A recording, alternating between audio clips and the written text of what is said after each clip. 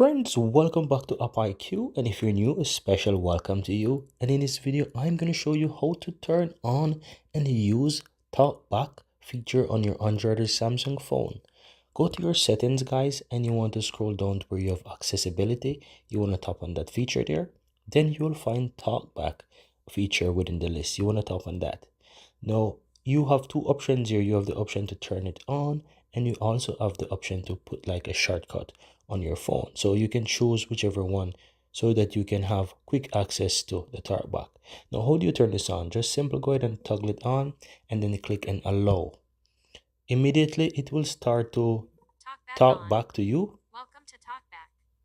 Welcome to TalkBack. Page 1 of 5. TalkBack. Next button.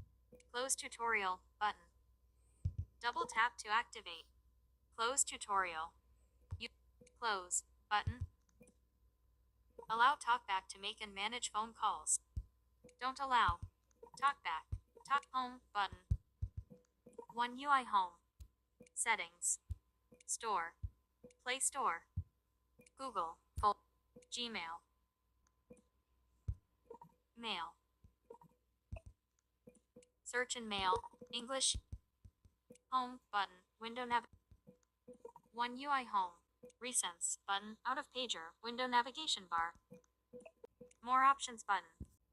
Home button. One UI home. Double search and mail.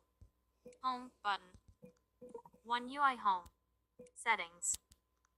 TalkBack. On TalkBack. Off. Turn off TalkBack.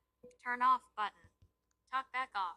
And there you have it, guys. Once you have the TalkBack enabled, it will basically talk and explain every single tap on your phone. So if you touch on an application, if you press on a button, whatever it is that you will touch, it will start to talk back to you.